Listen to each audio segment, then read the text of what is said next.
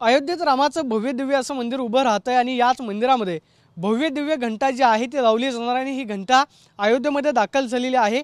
माझ्यासमोर आपण ही पाहताय ते म्हणजे आग्र्यामधल्या जलेसर या शहरातून ही घंटा जी आहे ती अयोध्येमध्ये मागवण्यात आलेली आहे आणि जवळपास या घंटाचं वजन जे आहे ते 2400 किलो इतकं आहे।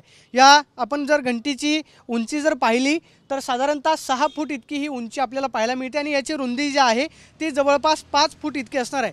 ही भव्य दिव्य घंटा जी आहे ती राम मंदिरामध्ये लावली जाणार आहे आणि सगळ्यात महत्त्वाचं या घंट्याचं वैशिष्ट्य म्हणजे ज्यावेळेस हा घंटा मंदिरामध्ये वाजवला जाईल त्यावेळेस 3 किलोमीटरपर्यंत आवाज जो आहे तो भक्तांच्या कानावरती पडणार आहे आणि एवढी भव्य दिव्य घंटा जी आहे ते एका मोठ्या ट्रकमधून ही अयोध्येमध्ये दाखल करण्यात आलेली आहे।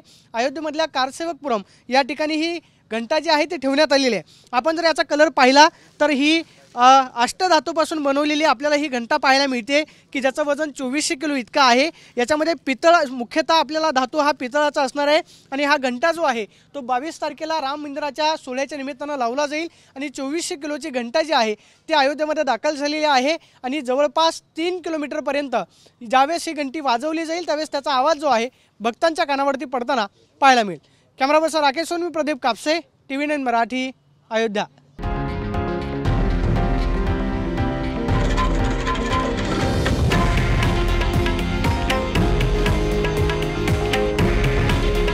हे आहे देशातील नंबर 1 न्यूज नेटवर्क आणि आपण पाहत आहात TV9 मराठी। काळजी तुमची, हित महाराष्ट्राचं।